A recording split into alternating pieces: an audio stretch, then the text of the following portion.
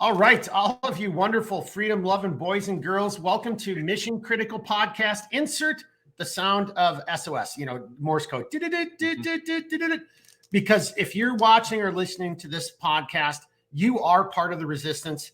We're going to keep saying it until everybody starts realizing that it's not a freaking joke. You are part of this the resistance, and the world is upside down, topsy-turvy. And if you don't believe that, well, then go back under the rock that you think is, Uncle Joey and there's no such thing as, inflation or the economy's doing, hunky dory. And World War III isn't looming around the corner and whatever. But anyway, this is part 2 of our episode tonight.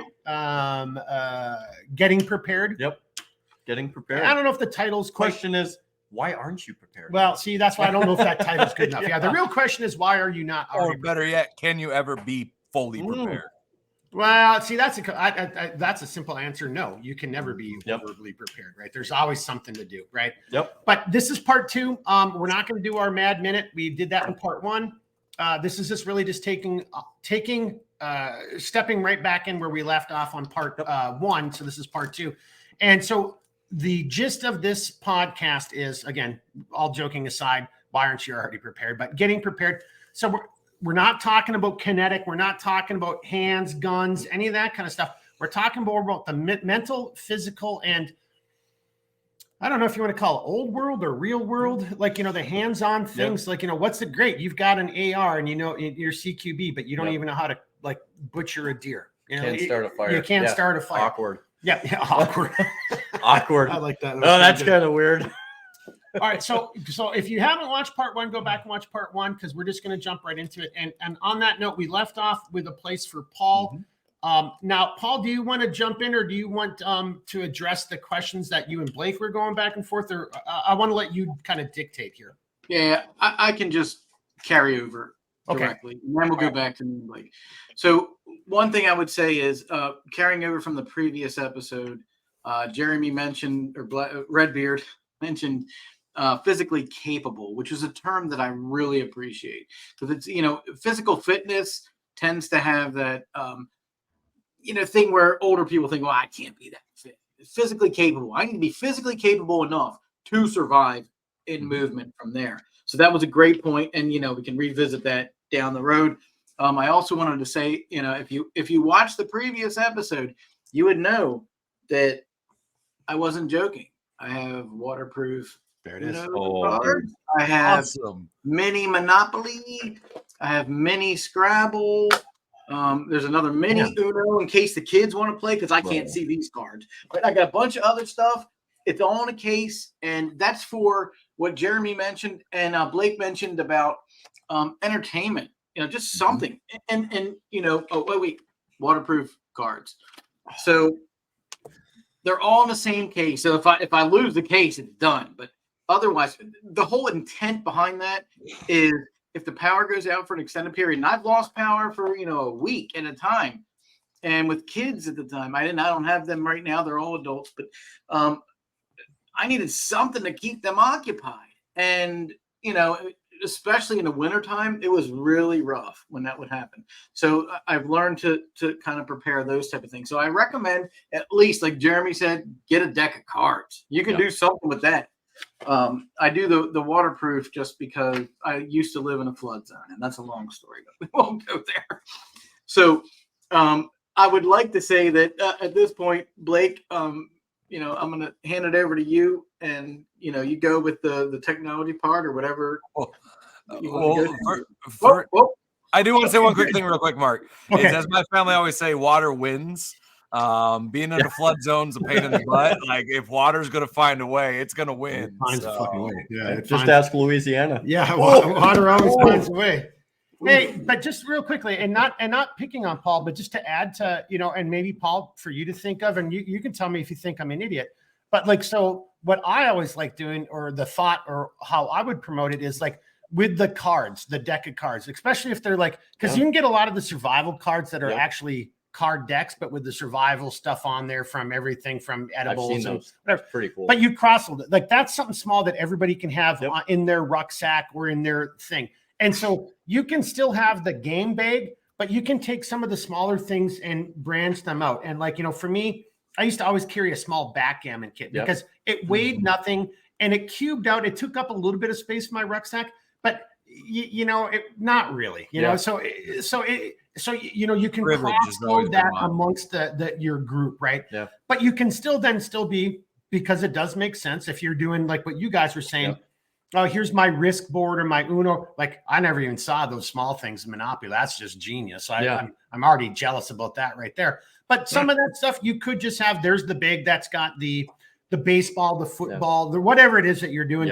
And and if you got to leave that behind, well, then you leave it behind. You'll figure out a new game with sticks or some shit. Wow, that brings me back to my childhood.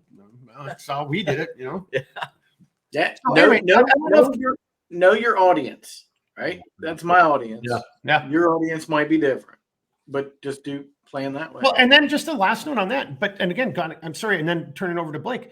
But if you can afford a Faraday cage, and if you've got a Faraday sleeve where you could put your laptop or something into everything the three of you guys said, I just now realized that that's another huge thing. Yeah, keep that electronic device if you can afford to get that Faraday bag to protect it, because that's movies. That's other games on it. There's other things that you could do with it. Like everything, Blake, you just said, that's all of your electronic library on it for all of your other, training aids and everything like that. Right. Well, and that brings me to my next point, actually, Mark. And this is something I really kind of wanted to dig into a bit with Paul was, you talked about having a Faraday cage for your electronics, having that hard drive or that laptop or that tablet inside that Faraday cage. Well, I think this brings up a really good thing for Paul to be able to talk about, because, we live in a modern age where we are cybernetic creatures to a certain extent. A certain percentage, a very significant percentage of the average human being's life is spent in a digital fashion, whether that's communicating with other human beings through the web, whether that's shopping, whether that's learning information, whatever the individual may be doing at that time, we have turned into technological creatures. And with that being considered, where we're talking about things like blending the old world and the new world together, one of the things that we really need to consider is security, for that matter. And I'd really be interested to hear, Paul, on kind of what your take is on, what can an individual in the modern day and age with, a very basic jack of all trades, or if they're lucky, jack of all trades kind of understanding of technology can do to protect themselves in a digital environment and also protect their physical hardware from potentially maybe a solar flare happening or something along those lines. Yeah. I think that one of the things I would say, first of all, if you plan on utilizing these type of devices, whether, the cell towers are down and doing that, you're going to need to be able to power these things. So get a solar charger, get a battery backup. The Jackery is the most popular right now, at least from what I hear. I have a different brand. I have solar panels. In all honesty, they suck. So know that even if you have the most sunlight that you're ever going to get, it's going to take forever to recharge that battery. But that battery might last you a little bit. You could charge, if you get a little tiny device, that may charge your phone once or twice, and the solar panel will handle that. But if you get one of the big, basically it's a car battery and has other things, you absolutely can do that with a solar charger. Just know that always keep that charged. It should be at 100% every time. And also based on, battery life, make sure you use it. Take it out. Charge. Use your power tools with it. If you, I mean, you probably have cordless now anyway. But if you have something that plugs into something, use it and burn it down, and then recharge it. It helps the batteries. In the end, I mean, it probably doesn't matter that much. Just don't leave them there for a year and then pull it out, and then now it's at 10%. And now you got to use a solar charger because you have no electricity. So again, have solar capable charging. Have the battery. Have one of the things that I had to do, because one of those fold out panels, I'm talking the big ones. We're not talking, I have the backpack ones. They'll charge the small ones so you can get your phone charged while you're hiking. If you're hiking Appalachian Trail or something, and if you happen to have sun, you can charge your charger while you're hiking and then charge your phone at night and have it during the day. But we're talking about longer term. So if you want to charge that, you need those fold out panels. One does not do it. So if you want two, you need a special attachment to connect them. And if they don't, they typically don't come with them.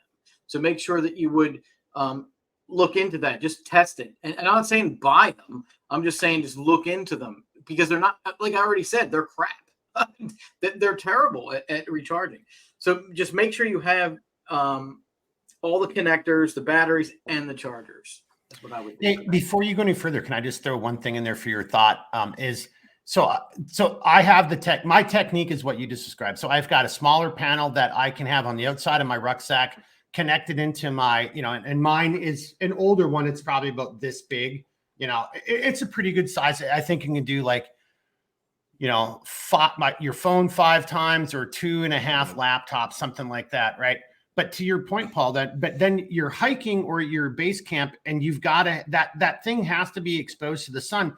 And I just want to throw out there, if you're, for the people who are like, oh, I'm serious about this and I'm really going to be on the move. Well, then now you got to start thinking about reflection, and you got to start thinking about your tactical potential disadvantage that might put you in, right? Or because you might end up losing that gear if you suddenly got to drop ruck, or you got to start hustling, things like that. Just throwing that out there. And so to your point, solar panels, they're not easy. There's a lot of things that you got to start taking in consideration when it comes to solar panels. Well, and what's interesting, Mark, you just brought that up too, is if you are on the move, quote unquote, so that's something real seriously you have to consider in a situation when, if it does hit the fan. Are you on the move? Are you in a stable place? Is it both of those? What does that look like? Because obviously, if we're in a position where we've dug in deep, hopefully you have some permanent solar panels that are set up if you can afford such a thing. Otherwise, you're talking about that small ruck individual, or that individual thing you can put on the back of your ruck. So, that's the other thing too to consider when you are thinking about, how best you spend your assets is, well, what do you anticipate doing? And then the other thing is too, is knowing that you could be either or. You're not going to be able to choose which one you do. Yep. So. Right. Well, so that if you can't choose it, that's why I just wanted to throw that out there. It's just the tactical consideration is that might give reflection, and reflection means now your location's being pinpointed, or your direction of travel, et cetera, et cetera. So, to me, it's like what Paul said, and whenever I've used my panel, and then I'm going to shut up and let Paul chime in too. I've used it when I've been car camping, right? Like I can just set it up and there's my vehicle. So I'm not even being tactical. I'm not worried about light and noise discipline, anything like that. I can just set up this big shop, move my panel around. So it's always, as the sun is moving, my panel's moving. And to Paul's point, and I think I have a pretty good one, and goddamn, it takes forever and a day to charge. There's the other realization. It isn't just like, 30 minutes later, no, that's not how that works. Well, and just quick to each of your guys' points that I want to point out that I think is like kind of important to consider, right? Is if you're in a position to where things have gone kind of catastrophic, common amenities, now all that stuff becomes luxuries. Yeah. So like everything is a luxury item. So like it's like, oh, like you have a knife. Well, guess what? Like a knife will get X amount of uses depending. The only place where I'm going to argue with you is if comms are important. So if it's the 4 of us and we're disparate, we're spread out, and we are in that shit, that type of, then we've got to maintain our comms. That means we got to maintain it better. But then you've got, to your point though, you're just then you've got to start prioritizing that shit. 100%. And you're not even going to do that unless it's a priority survival type of instrument or device. That and the thing of it is like, it's everything from like, basic, like having ass wipe, having cleaning wipe. Well, okay, we were talking solar like, panels. But You're getting what I mean, the thing of it is like a solar panel. Look at how much we take stuff like that for granted, like because it's out there. Like we don't think about this stuff in a cyber world because it's Amazon to us overnight. Like and I hate to say it, but the COOF of the past couple of years.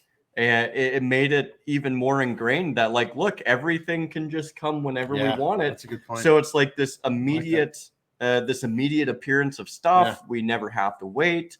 Like it's all immediate. I guarantee, like, so we're talking about getting prepared. There's people right now who are probably thinking, I've got all the time in the world to get prepared.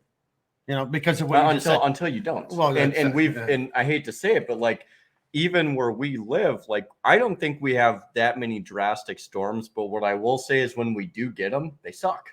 They really suck, because I would say we're a pretty robust people in northern Minnesota, but even the robust people still have to plan out. It's again, those straight line winds we had several years ago. Look at how many people had young families, and they're like, I don't know what to do. It's like, well, this is now not the time to try and figure out what to do.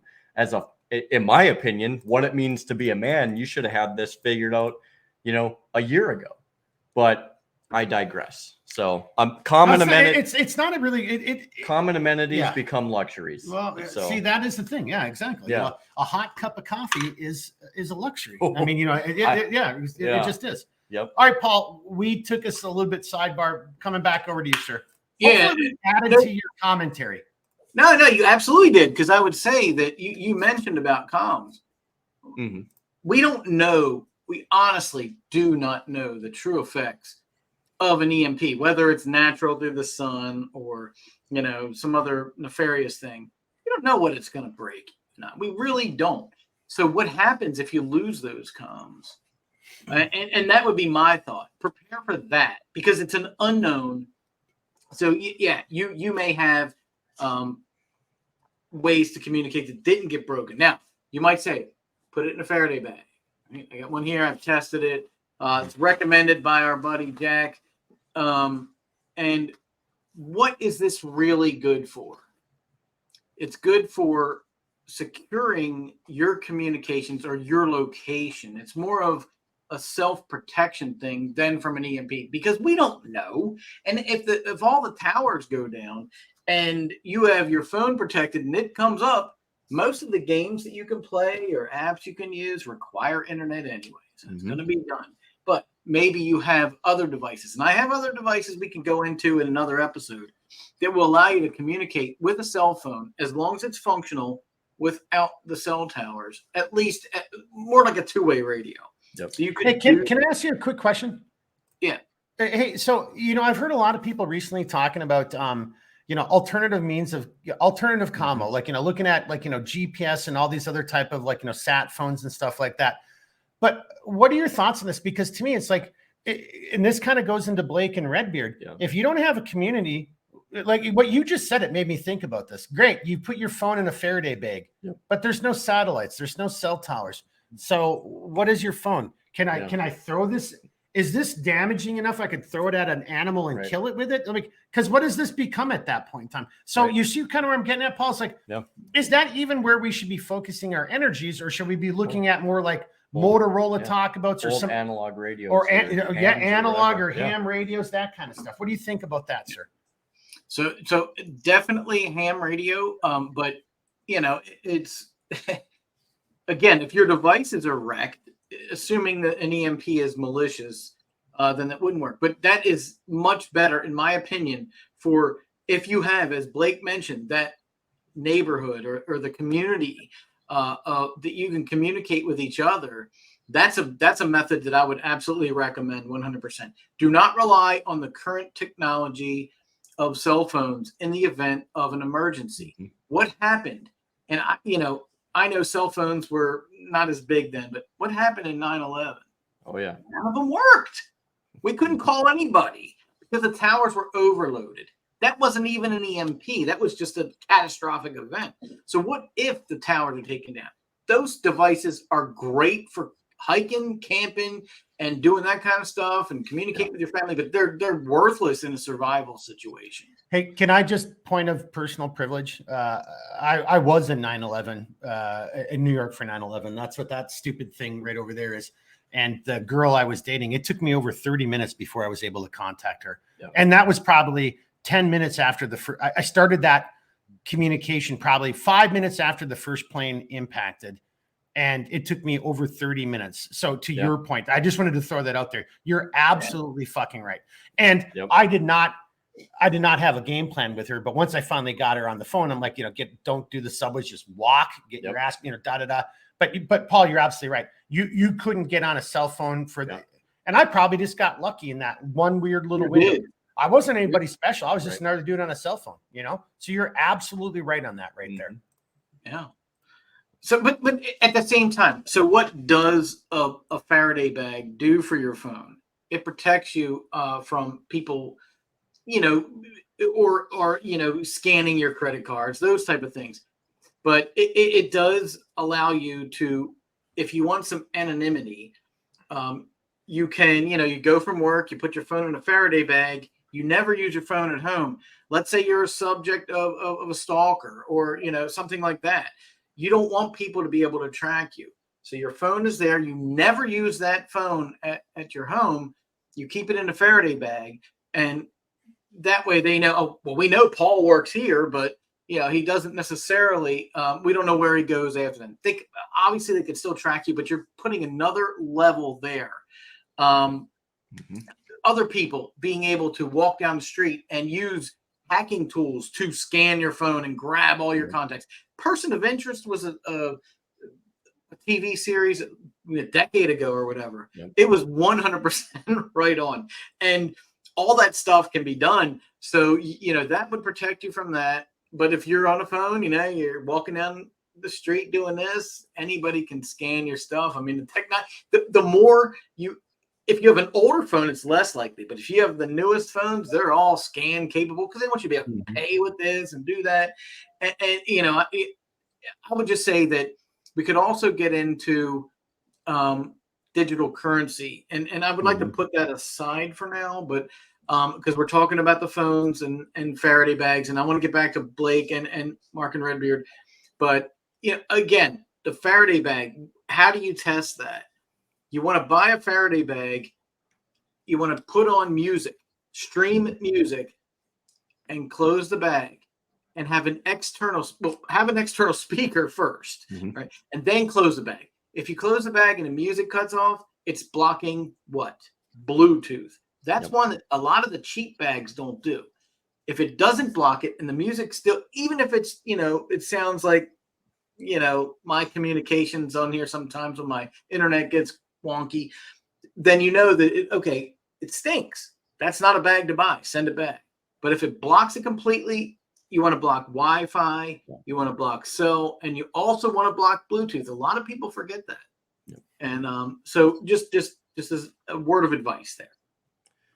Hey, so that I just want to reiterate that. So that's a great word of advice. So if you're going to go down the Faraday bag, if you're going to play that game, or if you're going to go down that rabbit hole, the test that you're saying is have your phone Bluetooth to an external speaker or some other external device, or even on Wi-Fi, whatever, so a way you can test it externally, then put it in the bag, and then that external thing is up and operational. Put your phone in the bag, close it, and that should shut everything down right there. Correct. And if it doesn't, Bluetooth, 99% of them will block Wi-Fi. The premier bags that aren't that much more expensive my screen blocked now. Will not block Bluetooth. And that's where you get the, where we talk about the made in America stuff. So the high quality stuff will block Bluetooth. The non-quality stuff will block Wi-Fi, and they just skimp on the rest of the stuff. So Bluetooth is the ultimate test to use for a Faraday bag for your phone. So real quick for you, Paul, I know we've talked about this briefly, and you can just provide a brief answer, but in your opinion, I mean, do you feel that people in the very least should utilize some type of VPN? Okay. Yes. And I'll tell you why. Yep. VPN on the surface encrypts your traffic and protects you from your ISP. It does not. If you use a VPN and you're using Cox Cable, Comcast, whatever you use, it will prevent that cable company from seeing it. But if you go to Gmail, you're now wide open. So at that point, it doesn't make much sense. However, one thing I will tell you is people may think that the VPN is not worth it because it's only protecting me from, not only, but primarily protecting me from my ISP that I pay money to. I can tell you 100% that I'm on the same Wi-Fi network. I will not give away my cable provider, but My work computer, even though I use a VPN there and I have my personal computers here, they all go through the main router. Mm-hmm. If I search for Centerline Systems, guess what ads I get on my work computer? Centerline Systems. So the ISP that I use is absolutely selling my data. Yep. They're intercepting it and selling it. There's no way they would know. No way. I mean, it's too ridiculous. I'm not even making this up. Yeah. So hey, hang on a second. And I'm not asking you to like throw any one company under the bus, but are you saying some of those VPNs go not against the VPN, the ISPs? Yep. So okay. I'm not saying anybody. For example, Comcast, Verizon, but no, this has to be true. And we were just talking about this earlier. Right. You know, Jeremy, when he first showed up, you know, my phone was ringing up. I clearly made answered the wrong phone call or did the wrong business with somebody, and now my phone's blowing up with bullshit, fucking you know, text messages and phone calls all the time. Right. So, but that's not a VPN's issue, is what you're saying. That's actually your ISP, your providers doing that. But the VPN would prevent that. If I went through a VPN for my work and my home use, that would have been avoided because it's obvious that that's who sold it. There's no way that anybody would know this stuff. So, but I can't use a VPN because it slows down my traffic for work. I need to be able to use Zoom and those type of products. And you know, what other jobs I do, I need high bandwidth. So I need that. I can't VPN I would use for testing malicious stuff, that kind of thing. But or verboten research. Correct. So there, on that note, what Blake just said, and not to jump in front of the line of you, but maybe Blake's got a question, but I know I want to ask you, Paul, like, well, then how can we put that as a tool in our toolbox and use it more effectively in part of our preparedness in the here and now? In the here and now, because again, it's not always kinetic, it's all these other things as well. How do we better utilize that tool in the toolbox? So what I would say is anything that you want to be held private, whether it is just a conversation with a friend over an email, utilize a VPN, which will encrypt you and protect you from your ISP, and then utilize something like Proton Mail. Hey, I have Proton. But yeah, and if just remember, if you use Proton Mail and you email somebody that has, like me, I have a Gmail address, that traffic is no longer encrypted. You need to maintain Proton to Proton through a VPN. And then, I mean, we could get into it, but use a Tor browser, but we don't need to go there. So Tor browser, VPN, Tor browser, and Proton Mail.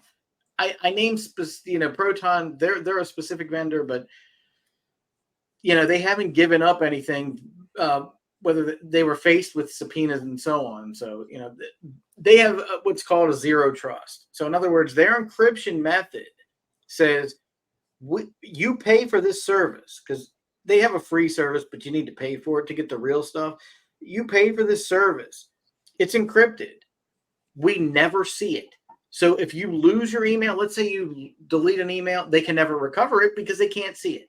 So it's called zero trust. They're protected. You're protected from them as well.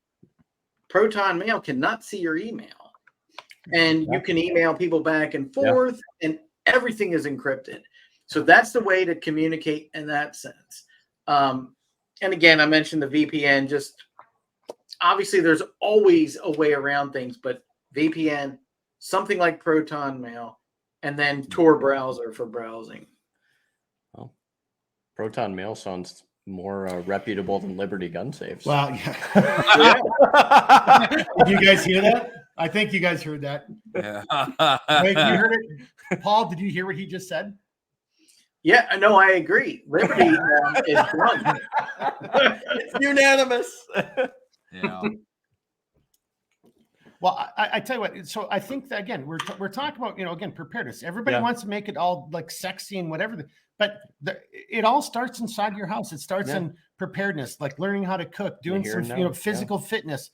Yeah, shit, I could sit, things like sewing, first aid. Like we're not even doing it justice. Right. But I do think both the physical and the cyber security Yes. in today's day and age are absolutely fucking huge. 100%. Huge, right? So you got more time to drop some more wisdom bombs on us, Paul? Yeah, I just had my previous engagement postponed until an hour. So I'm good for another 45 minutes. Maybe our NSA handler made that happen for us. Thank you, NSA handler, for being nice. All right. Well, okay. Well, then now we're golden. We're not under a time crunch. Is that correct? Well, you might be. You might want to go to the bathroom or something like that. But we're good to go, though. Correct?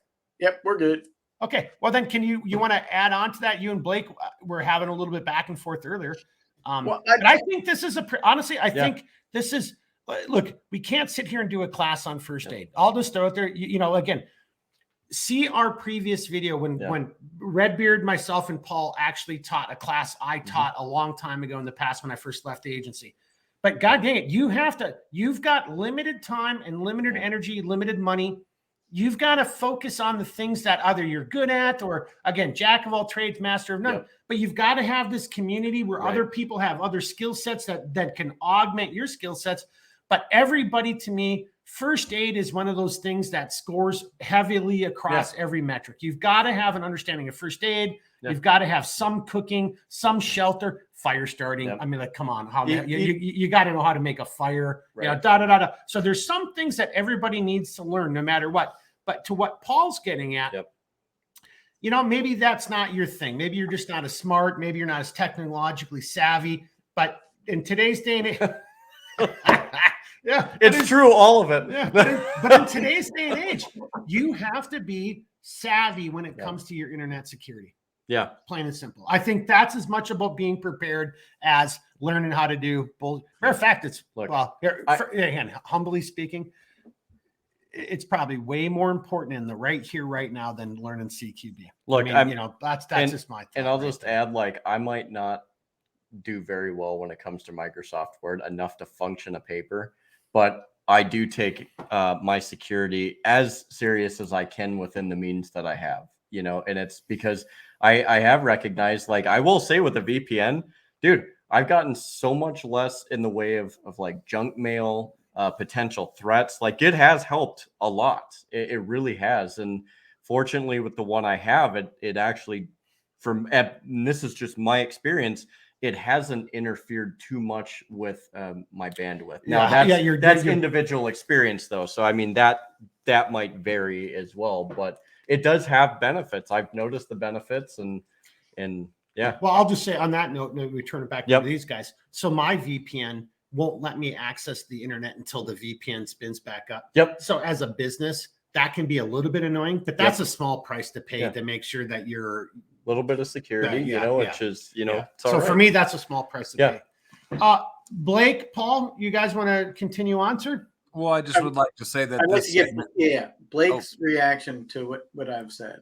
Well, I was just going to say, I would like to say this segment brought to you by NordVPN.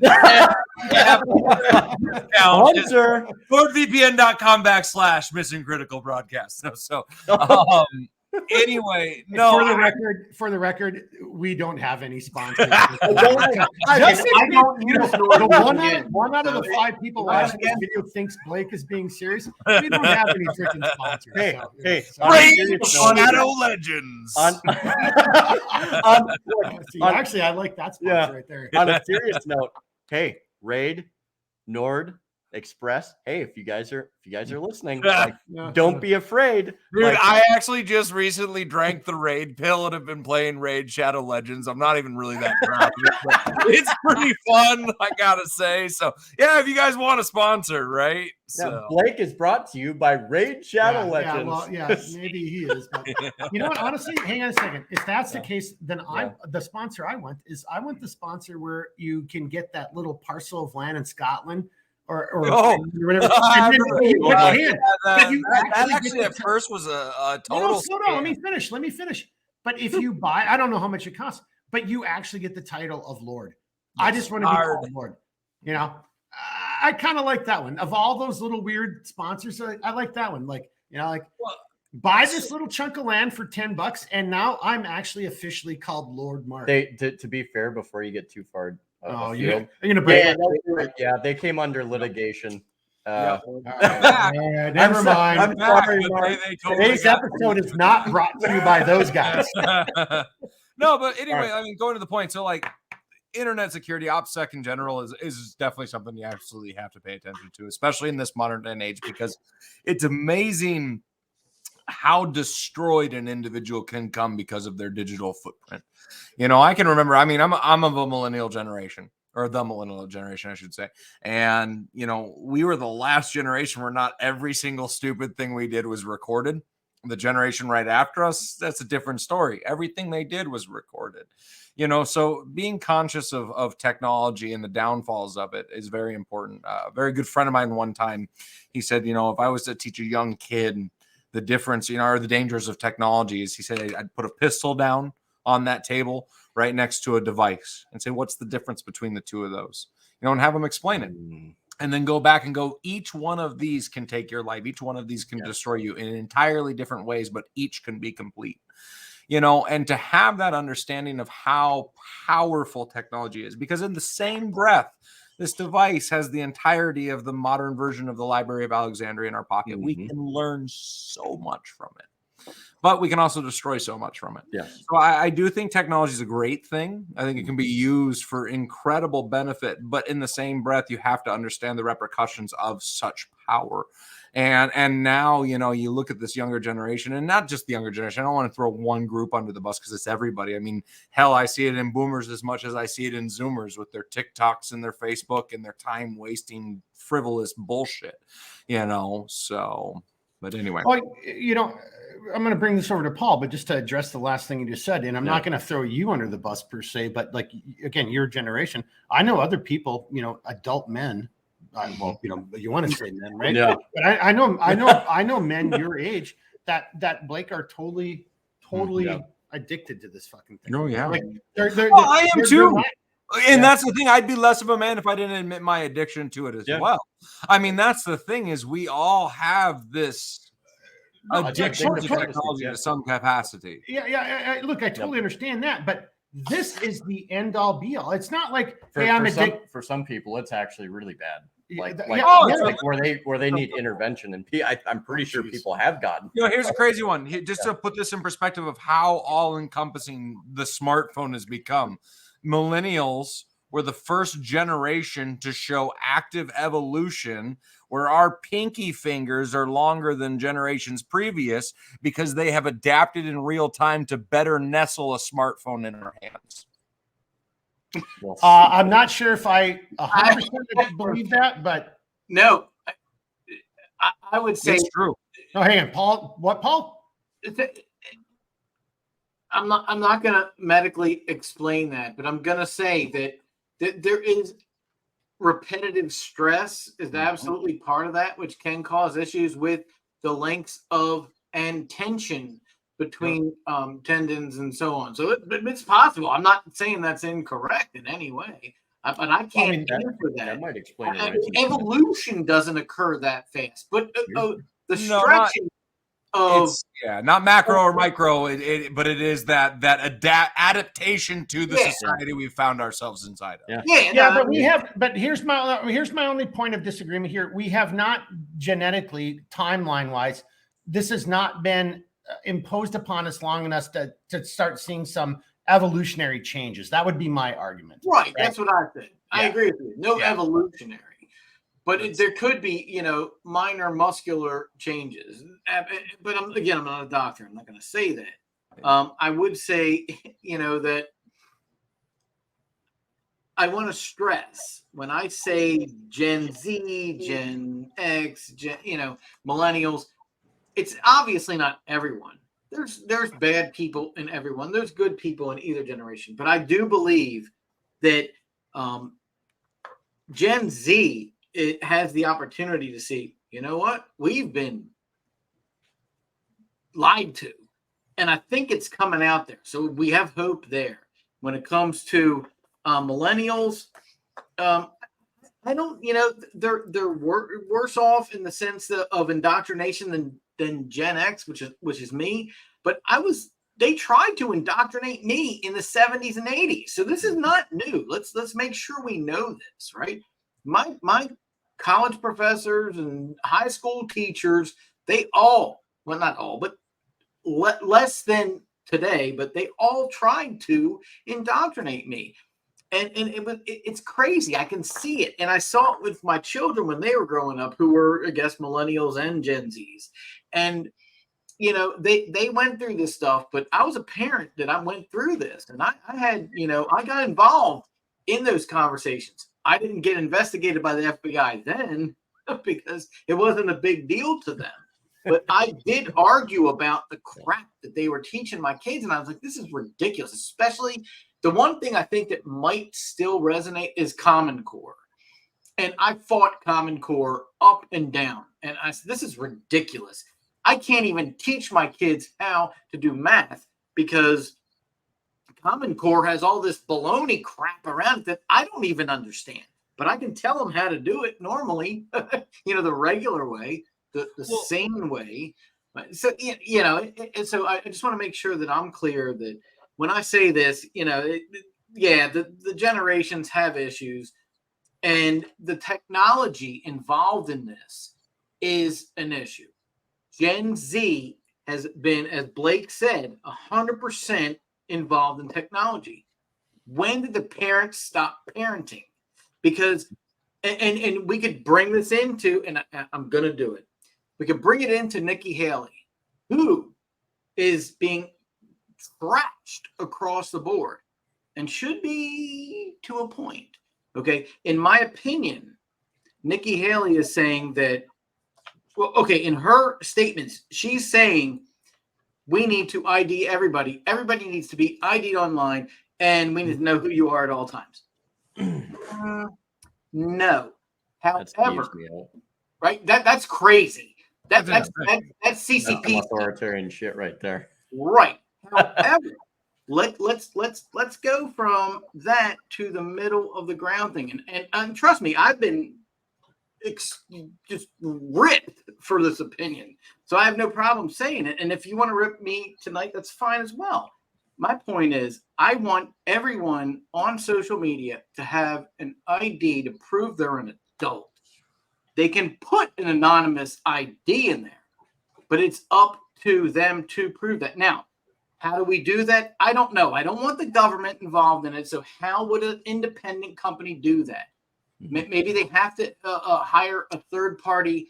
They do background investigations on you when you go for a job. You don't object to that. Why can't they confirm that your ID, that you are an adult? I believe they should pay for that if they want you to have you there. Well, it's gonna result in subscriptions and so on. But what my problem is, the risk of having children being manipulated by people that are anonymous online. In the past, in my lifetime, they had to use phones or in-person stuff. And there were still child predators out there. Today, they are using online. And you could go back to early 2000s Criminal Minds episodes where they had people that were using the internet and text messaging to, go after children, and whether they were trying to, sell them or use them themselves. So technology and children need to be protected. So that's where and again, just being in my field, I know we don't want to listen to Nikki Haley, and she's wrong in what she wants, but she's right in the part that we need to verify that you're not some kind of a bot. You're not some kind of a sexual predator, and we need to protect our children. So that's where I come in there, and I don't have the answer as to how to do it. Well, I just want us to have an open mind. I think one of the things that's really important to consider here, though, is that when it comes to protecting the children, it's not the state's responsibility to protect the children; it's the parents' responsibility. And I think when we hang on, just go on this out there. just like Paul, my rebuttal was going to be along what Blake says. I already know what I'm going to say. There is a solution to this, and it has nothing to do with the government. It has to do with the parents. It's not And that's the thing is it's not the companies. No, it's the fucking parents issue. now social media is a problem in and of itself, because social media is Yep. something that's here to stay with us. But in the same point, it's one of the most detrimental things to human society that's ever been created. With that being said, I think that it can be a beneficial thing as well. I mean, my wife uses it to keep in control or keep in contact with family members she doesn't normally get to speak with. So I understand the benefit of it. But I think it comes to the parents' onus of going, hey, listen, you know, monitoring what it is their children are doing on there. To have a corporation go and say, you know, we require the verification of you to use our site. All right, that's on them. If they want to do that, that's just fine. But what I'll tell you is that on the internet, if the internet continues to track the way it historically has, is that site will dry up, wither on the vine, and no one will use it anymore. The internet is to be a wild west. It's supposed to be a free place for just absolutely radical ideas to be able to have combat with each other. And the problem is on the internet, in the same breath, you have an absolutely disturbing amount of people that are going to exploit that environment, to exploit individuals of all ages and sex and creeds. You know, so I think this goes back to kind of what we were talking about in the first part with the, you know, the civics of how to be a good citizen in these United States of America goes to the same to in this digital realm. I mean, there's been a call for a long time for a digital bill of rights. And what that looks like, I don't know yet. I do think in our lifetime, if we continue traveling a free path, we will see a digital bill of rights. You can't introduce it and walk away. So, but before we get into the digital bill of rights, I want to bring it all the way back full circle to what you were just saying. Well, you were kind of talking to me about, but Paul started this whole thing. So again, our episode here is preparedness, like getting prepared. Well, we're really focusing again on the things, you need to learn how to do physical fitness. We're not going to do a podcast showing you how to do push-ups. You need to learn how to cook food and process game. Well, we can't really do that right here. But what we can do is the other incredibly important aspect is this medium. This is our world right now, whether you like it or not. And what Paul's brought up is incredibly important. You've got to learn how to protect yourself and be prepared in the right here, right now. And then, so Blake, bring it into your side before we start going into the digital, other thing. I just want to throw out there, because we were just kind of talking, I got to step away and just stretch for just a second. My leg's hurting a little bit, but I can still hear you guys. But so Redbeard, I was showing him where to hit the buttons. Pressing the buttons. But to that point, it like, I think we were both saying, it's like, it's the parents, right? I mean, like, you don't need a company, a government, or a corporation to do it. Parents don't know. That's the problem. Okay, well, you want to talk about that for a bit then? What they're getting into. They give their children phones, and they don't know what those phones can do. So Redbeard just said, well, don't give your kids phones. Right, but how do we tell what child out there doesn't have a phone these days? If they don't, they get made fun of, they get picked on. You need a phone these days. So what you need to do is educate them. So how do you educate the parents up front so that they can have that phone? Who's teaching them? Who is teaching the parents? The one thing I will say is, like, my generation right now, the millennial generation, which are having children at this moment, we were the first generation that was really raised with technology being ubiquitous. I mean, we were born with a computer basically in our hands. We kind of walked between that age of, hey, it wasn't omnipresent, but it was always there in the same breath, but it wasn't that just like constantly fed to you. So, I think my generation has a pretty good understanding of how to go, hey, listen, this is one of the issues, kids. These are the pitfalls you need to look for. But I understand where you're coming from too on that generation that didn't necessarily have it. So, because we are in the Wild West with what happens with the human mind and technology right now. It's happening and progressing at such a rapid pace that really we're all a big experiment right now. And how we integrate with that, I think it's here to stay. The question is can we make it a net good as opposed to a net negative? So, right. I agree with you. And I think that the issue that I have with the whole thing isn't that the four of us here aren't good people that know what to do when it comes to doing that. I'm saying the majority of parents out there are going to put susceptible children in the hands of pedophiles that otherwise would have normally had to have had access to phone or physical contact. Right. They don't need it. We knew this coming. We knew this decades ago that this was going to be an issue. That's why Facebook said 13 or older. Bullshit. It should have been 18 or older from the beginning, and it's not. And that's where I go back to, again, I'm not defending Nikki Haley. What she said, I disagree with 100%, but I want to take part of what she said and say, I want to prove that you're an adult to be part of this. And then you may say, well, what if my children want... Okay, what if your children want to talk to people elsewhere? I get it. It's a cool thing. The problem is the danger is higher than the reward. And I think that, when I just don't understand it.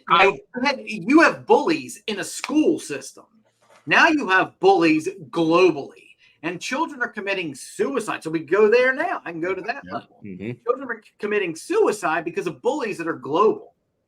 Social media is a cancer for children. You should be 18 or older to participate in social media, in my opinion. And look, I get it. It's a great business model and all this stuff. I'm coming here as a parent that went through situations with no technology to this technology. This technology is hell for children. And I really think that it needs to be cut off until you're 18. And if you don't agree with me, I'm not upset. I don't Can I just chime in? And for everybody watching and listening, I had to step away for a second. Just had to walk, just stretch out my leg a tad bit, but I could hear everything. And I'm actually going to jump past the comment I wanted to make, what I heard when I was walking, to what Paul just said right now. Paul, you're absolutely right. Yeah. To me, if we're going to talk about preparedness and getting prepared and being prepared for these eventualities in life and shit going sideways and whatever, how many of our children can do any of these things anymore, right? Dude, they're smarter than us on this, but they can't read a book. They can't make a shelter. They don't know the difference between a rattlesnake and a bunny rabbit. I'm stretching, but I think you just nailed it right there, Paul. If we want to be prepared as human beings, whether it's a Western perspective, I guarantee there's a lot of other countries in the world where everything I'm saying is still the same. When you're a kid, you're a kid. You're learning the things around the house. You're milking cows. You're helping me make cheese. You're doing these other things. And then when you're adult and you leave the household, well, then that's when you're learning how to use social media. That's when you're learning to do these other things. I don't know what your game plan is there, Paul, but I agree with you. Hang on. What does Homer Simpson say? I like your ideas, and I find your ideas intriguing, and I'd like to sign up for your newsletter. Yeah. I agree with that. Like, why are kids, to everything we've said, why are our kids not being exposed to archery practice and 4-H and Boy Scouts and Girl Scouts and all that kind of shit? Why are our kids? Now, from a safety perspective, I'll argue for this, right?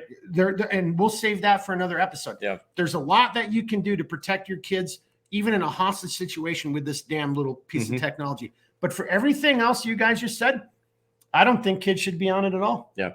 Whoa, wait. Okay. I want to be clear. If Blake wants to monitor and allow his children on that platform or any platform, that's his right. Sure. I'm not saying that, but they can't get on their own. Well, that's exactly. I'm in agreement. Hang on, everybody, because Redbeard has my kids. Blake does, but just to Paul's point, dude, can we not already do that right now with just like social controls? Like, I was just gonna say that, hey, you, the adult, can say that the children have access through their passwords to the whatever the service is, and that's what it has hours of. 19 to 2000 or whatever the hell it is. I'm just making that up. Thus, that the problem is most people aren't like Blake. Yeah. That's the problem. And then we have these. The world would be a lot better place if everyone was like me. Yeah. Your kids are going to be well protected. The ones that I'm worried about are the ones that don't have parents. They get on there without, and they're minors, and that's what I'm concerned with. And I get it that, and I think that comes from a very, very legitimate place. I mean, listen, children are the most vulnerable. There's no question about that. And, you know, it takes a cursory understanding of recent history to understand that as much as it pains me to say it, they are the political currency that's in this world. The problem is that I have, and I'm just going to kind of go back to this, is, you know, with freedom of speech comes the freedom of anonymous speech.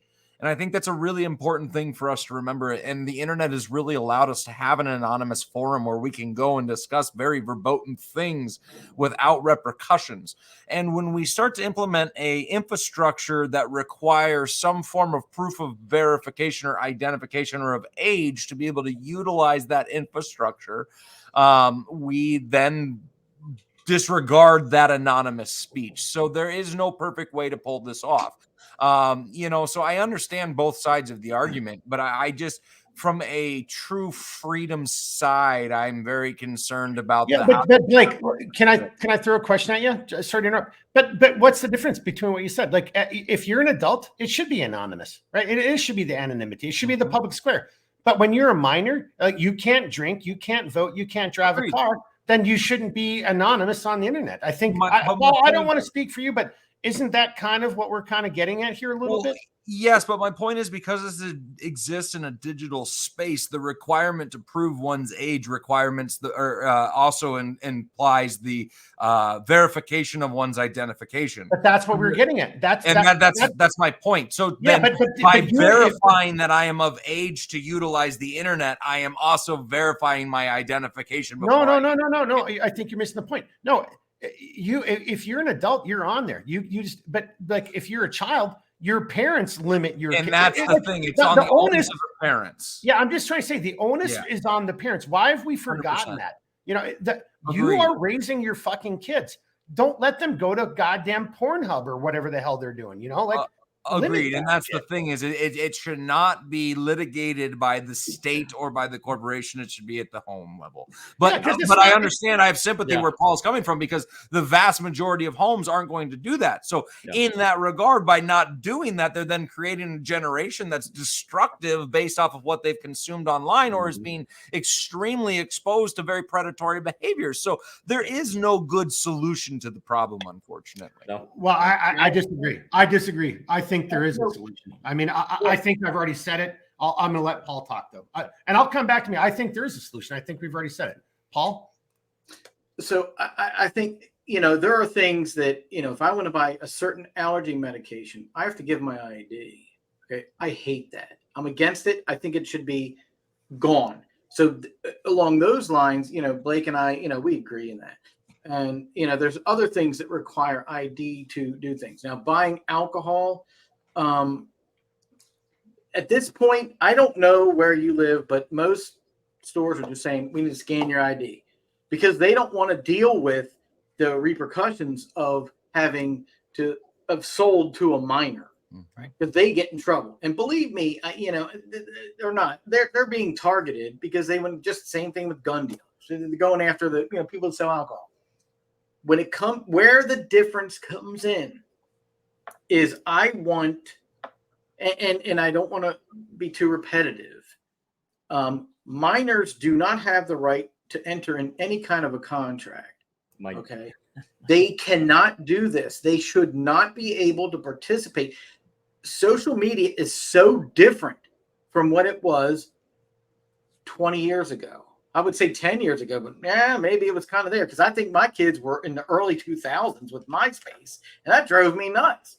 And you know what? I don't only have this passion, but I absolutely have this passion because my children were targeted in the early 2000s through programs like MySpace and AIM and AOL, those type of things. Those are old technologies, right? And if it wasn't for me as a parent taking proactive measures, and I won't mention what they were, but I took proactive measures so I knew what was going on, and I was able to prevent that. But that's somebody that works in the field. What are we talking about? We have 300 plus million people here. Children should not be on social media. And I know. Freedom of speech for adults. So to Blake's point, how do you prove it without giving your ID to the social media provider. The government already has it, so we can rule that out. They know. How do we do that? And why would we say it's legitimate? Well, if you apply for a job, you're going to give your information to a background check. They're going to check your background. They have all your information. They check it. Now that third-party company that may not even hire you knows everything about you. You do it willingly. Why? Because you want to work. So there are certain situations where we do give away our identity because there are reasons. I give my identity away to get a job.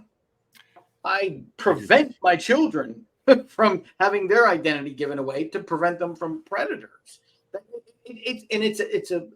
I get it. It's a flexible area there. I'm not saying I have the answer. I'm just saying this is what I feel. And I really, it's a discussion to have moving forward. I don't have the answer. Well, before anyone else chimes in, I just want to throw a caveat in here because this is such an interesting conversation and topic. It should be its own thing. So again, let's just remember we're talking about being prepared or getting prepared. Part of this has to do with the preparedness from how to use social media and technology. I think we'll hit on that a little bit. Yeah, but we've went down a very interesting rabbit hole here. I mean, I literally, Blake, I argued with you earlier. I think there is a solution. The solution is the parents. But even to what Paul just said, well, the solution and the resolution is the parents. The parents want to give their children access to all the stuff. Well, then that's on the parents.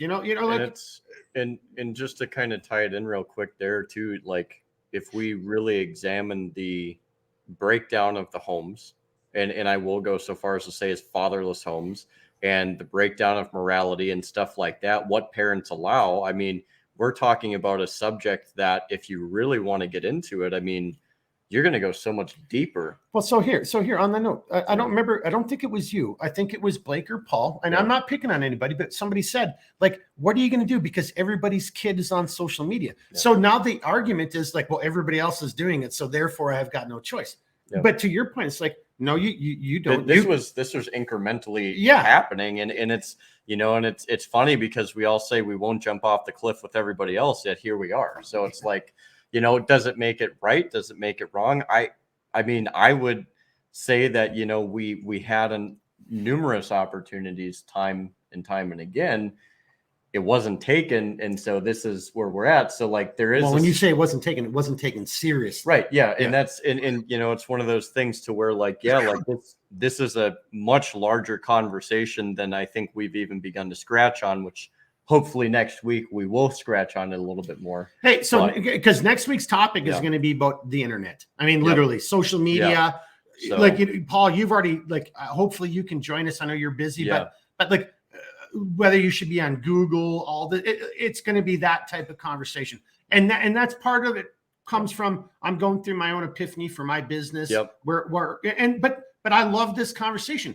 It's part of me getting prepared. Okay, well, what am I getting? Well, the world's changing, and do I really want to be on Google? Do I want to be a part of a platform that's letting kids TikTok or whatever, And Blake, again, not throwing you under the bus, but to me, the solution is simple.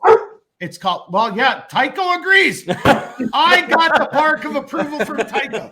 I am correct. Woo! Mark wins.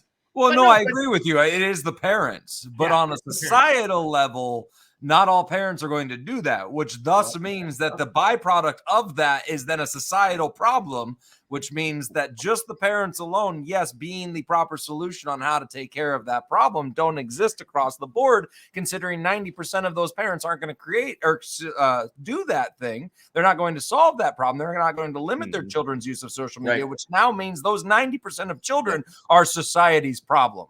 Okay, so slow down, everybody. So thinking in the terms of this conversation tonight, being prepared, getting prepared. Yep. If what you just said is true, Blake, and I'm not arguing against you, I actually, you might be off by a percentage point or two, but you're probably pretty spot on with that assessment right there. Yep. So how does that then spill over into all these other categories of preparedness? If armored buildings, because the hordes of children are coming. Well, no, but just think about this. If you got parents who aren't going to protect their kids, Well, they're not stockpiling food, and if there's an emergency, they're going to be demanding that the mayor or the governor takes food from all the rest of us and stockpiles it and shares it, and you know, and so on and so forth, right? And that's actually been one of my big calling points that I've been trying to drive home to like friends and locals and things like that is, you know, go talk to your neighbor. You don't need to say, hey, the world's falling apart. You don't need to be Chicken Little. But what you can do is go, hey, you know, if the power goes out and it's cold, you got some food? Because if they got 2 weeks of food, that's 2 weeks less time or 2 weeks more time that you're not going to have them knocking on your front door going, I need your rice. You know, I mean, and that's kind of the thing is it when we can have the whole community better prepared, everybody is safer, everybody has more security, everybody can rely on each other a little bit more. So we don't hit that moment of going, oh my gosh, the hordes really are coming and I have no food. Yes. So there it is right there. I mean, what you just said to me, what resonates with me is preparedness equals proactive. Like if you're going to be prepared, Jeremy and I have to have a conversation, whether we're hanging out and playing badminton, you know, or cribbage every other night. But to your point, hey, what happens? You know, remember that straight line wind? You got enough food? And maybe I'm doing my own little, like, you know, recon, you know, trying to figure out, does Jeremy even think this way? Does Jeremy's like, food, what are you talking about? I'm just going to go to the grocery store. Like, so then right now I might have the limited resources. Like, well, I'm going to put motion sensors up towards Jeremy's property line because he's going to be the first guy who's going to be coming through the woods, like asking for shit or trying to take shit from me or my chickens or something like that. I see Paul laughing. I don't know if that was a laugh or a nod. Does that make sense, Paul? No, it makes complete sense. And one thing I would say is, you know, as a technology professional, right, I think that, you know, one thing that I appreciate, and I live in an area without cell service, so I have to have internet service. But if I lose power and, you know, I don't have generator capability, something goes wrong, I can use internet if that's still working and report it. So, you know, that's one thing that, you know, make sure, and I'm against putting a bunch of apps on your phone, but put the app to your power company on the phone. And that way you can at least use LTE or 5G and report your power outage and tell them your location, because you may not have power. You may not have internet, you know, so absolutely do that. That's really what I, you know, I agree with what Blake said. I agree with everybody. It's a struggle for me with some of these things because I do look out for children and that kind of stuff. And I see all kinds of junk going on. So, but I do agree. We do not want the government monitoring our access to what I call non-platforms.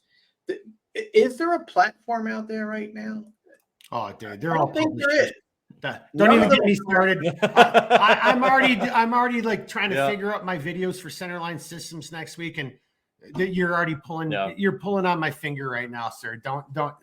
They're all fucking publishers. It's just, you know, it's really just finding one that's a little bit better than the others. But holy shit, little less liberty. Well, and so again, to me, that goes into like preparedness, though. Like, you know, so, and that's kind of the whole part of the whole thing, and maybe that'll come up in next week's conversation. Matter of fact, maybe we talk a little bit about social media, and we talk about we bring in the preparedness side about it again from the social media, because there are some social media outlets that you can use for good. Unfortunately, to like what Blake had said multiple times tonight, most of these guys, it's nefarious. They're just taking your shit and they're just selling it off. And look, I'm here to tell you, my phone has been inundated for the last month and a half, 2 months. I guarantee something happened. Whoever, Blake, I think it was you, but it may have been Paul. But one of you, whoever said it's right. My information was sold without my, you know, acknowledgement, and then there it is, and now I'm on some goddamn horrible list. And it was Paul, but that absolutely is how it's done. You know, we are looked at nothing but commodities to trade, exploit, and gather information out of. You know, and that's the thing is we have to reposition ourselves as being a commodity to the corporations and to the state, and more as the individual productive powerhouses that a free Western society has always developed in the individual. So, yeah. All right. Hey, with everybody's permission, we're at just a little bit over an hour. I want to give everybody a little bit more time to talk, but We'll let Paul go. Paul, and then Redbeard, and then Blake, if you got some final comments. But I kind of want to wrap it up because honestly, even if we wrap it up right now, or if we keep talking, we could keep talking for another 3 hours. I mean, there's no way we're going to even scratch the surface of this conversation here in 2 parts tonight. Mm-hmm. Well, and I think that's the important thing to remember, though, is the onus is on the individual to continue this conversation after we are done. And do it with your friends and family. Find those other people, challenge things, push the boundaries, whatever. And Blake, I'm glad you just said that. Let me just see if I can do this. I don't know if I'm going to be able to. I'll look into it tonight or tomorrow morning. It's based off an article I found last week, and then I went and I watched a bunch of videos on it. But this has to do with Stanley Milgram's experiment in the early 60s, the Milgram experiment. And I think, when we're talking survival and being prepared, I think that's something that, again, you also have to be educated, and you have to be, in my opinion, look, it's never 100% accurate. There's always the roll of the dice and the odds. But if you're looking at a study that finds that 60% of people are willing to, shock you until you're dead or do something else just because some guy in a lab coat tells you to do it. Well, that's where we were, and that's where we're going again right now. I think that's something that if you want to survive and you want to be prepared, you better start looking at the mental side and the sociological side of things as well. Because look at the recent of the last. Look at how many people freak the fuck out in grocery stores or outside and none of those people are being held accountable right now. Seriously. And they were willing to how many people said you should be arrested, you should be thrown in jail, you should have all your rights to camps and all and where are those guys? And we suddenly just act like we don't want to talk about that. That's part of being, in my opinion, prepared, because whatever happens next is going to be at that level or worse. For the next one. Again, look at that jackass from Ireland. Oh, anybody who's protesting, kids, 3-year-old kids being stabbed by migrants should be stoned and beaten to death. That's the response. Well, so it's already happening right now. We're in that zone, boys and girls. Well, and we're in a phase right now to where I think it's very interesting because we've had this buildup of, and I've heard it said different ways, but essentially that an extent of tyranny is successful when they can make you put your own shackles on.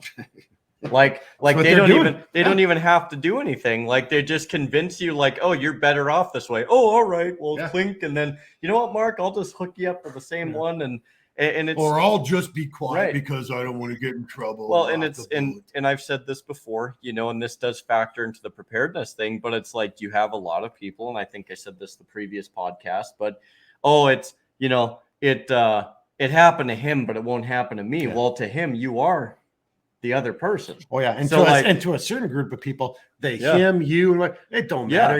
We're all losers to them, right? Yeah, it doesn't matter. And so it's like this. It's not meant to bring about this the cycle of negativity, but I think we have to have a realistic perspective in order to actually see the positive. Well, I don't think it's bringing about a cycle of negativity. And Blake, I know, because again, you like the role-playing games and in the strategic games. Like, dude, whether it's from a combat perspective or a strategic, war gaming perspective, like, dude, that's exactly what it is. Lines are being, these are all intentional moves. So it isn't about, he said, she said. It's like, no, this is a carefully crafted construct to create a situation or environment in which things that Paul's been talking about or Blake's been talking about, or you've been talking about, are next to impossible to enforce or unenforced, but to enact, or you guys can't talk to each other. And if you guys do talk to each other, I've now have surveilled all 3 of you, and you're all going to go to a concentration camp. It's like a predetermined outcome. Well, that is what's the game is rigged. Well, imagine that. So long as we continue to play by the rules. Well, games are games. We rig ourselves. Well, I'm just going to say, if you want to play games. Sounds like you got to get going, though, Paul. You got anything else you want to say, buddy? Yeah.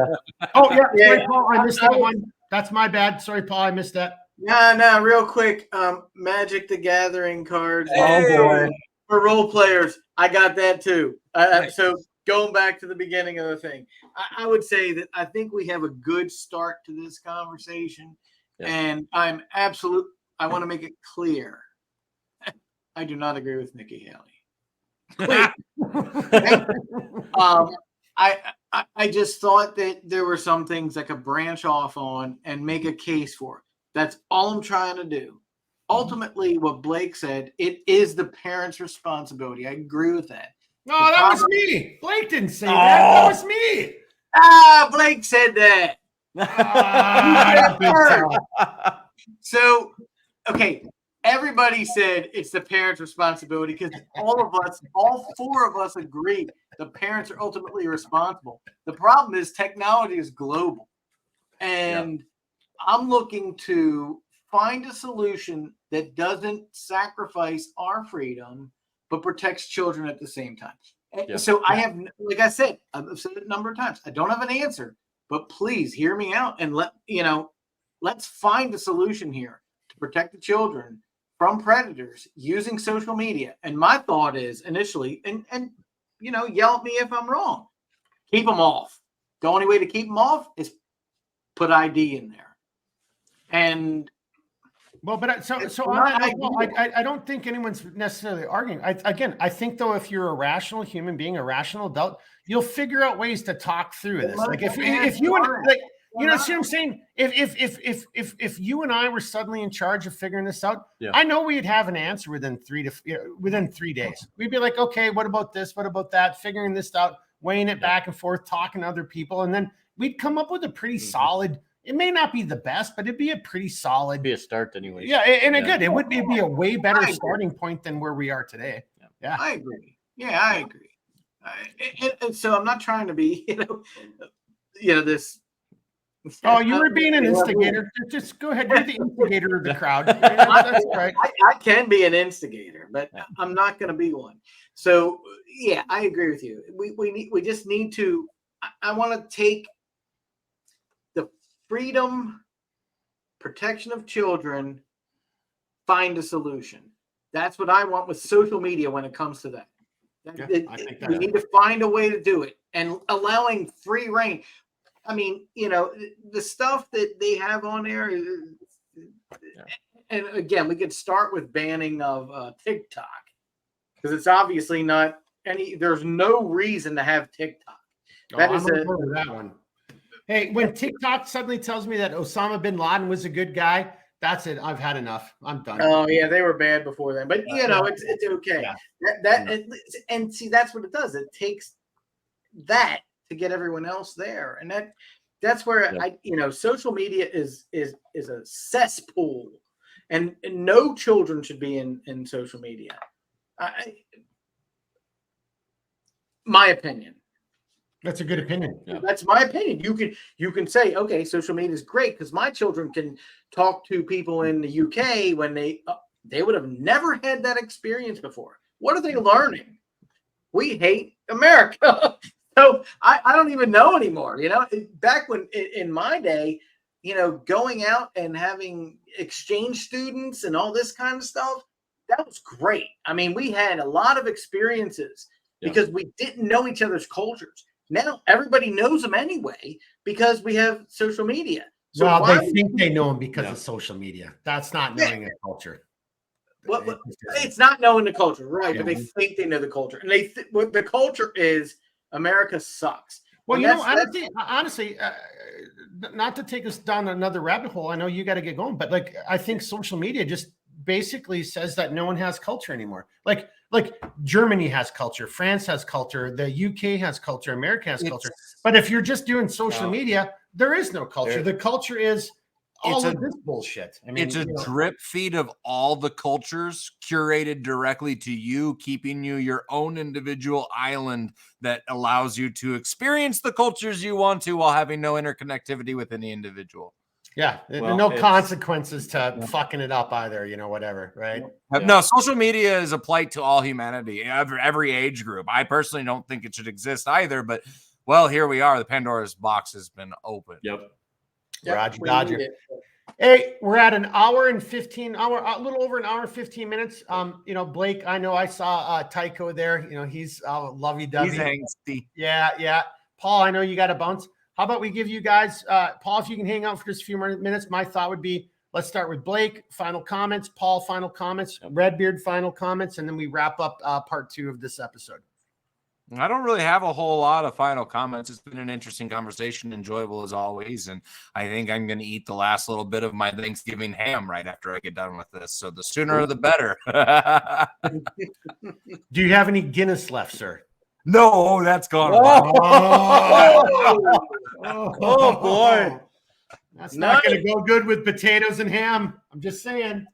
All right, Paul, final comments. And by the way, thank you for taking us through that whole, you know, from your perspective. We got to do more of that too, because I think it's to me, it's one of the most what's the word I'm looking to say? Like we all just take it for granted because we're on it so much. Underappreciated. There you go. Yep. Paul, final comments? No, I mean, I'm happy to, you know, any feedback that you get from my comments, let me know, and I can happily address them the next time around. Seeing the name Gerald Ford cross across the bottom drives me nuts. I don't care what he said. I don't want to see his name. But you gotta give props where props are due. He's right in that one comment. It doesn't matter if he was a horrible man and a horrible president, but that's the whole point of why I have it up there. Like if you're gonna argue with me against that, then you've got to like argue with me against Gerald Ford. I mean, like, you know. No. I think that he tripped less than Joe Biden. Let's leave it at that. Yeah. Yes. No doubt about it. And if I remember correctly, he quite enjoyed cinema. That was about the only noticeable thing of him. So Stalin liked his westerns. So. Yeah. He took over for the guy that gave us the EPA and was anti-gun, and you know, pretty much the worst Republican president in the history of. And set up the whole one China policy that led us to where we're. Yeah. That takes us back to what's his name? Oh boy. Okay. All right, let's bring it over to Redbeard. Boys and girls, everybody watching. My final comments for tonight are like, just get prepared. Part 1, part 2, we went a little bit, you know, kind of around because we're trying to be more positive and proactive and helping out, but like you get the point. There is a shit ton of things that you have to be thinking about. You got to check your ego at the door. It isn't like, oh, I only have to do this and then I'm squared away. No, that's not how this works, right? And we'll keep doing more of this, but that's my final thing. As always, I'm incredibly grateful to Paul, Blake, Steven, you know, any of our guests that come on, they're taking the time out of their day and away from their family. I mean, we already saw Tycho attacking Blake there, you know, like, you know, and I see Blake smiling because he knew who Tycho is, like a big knucklehead. But anyway, so thanks to everybody for watching, listening. Thanks to our guests for helping out. And I've got nothing more. Well, my final comment is like, if there's one takeaway from this and it's kind of my centerline systems thing, keep thinking. Keep moving, never quit. There's no one answer to this. You gotta figure this shit out and talk to other people and just keep punching your way through all this stuff until you don't draw any more breath. I mean, that's it. That's my thing. Yeah. So I'm not going to be able to do what I'm going to say justice. So I'll leave you with what I can.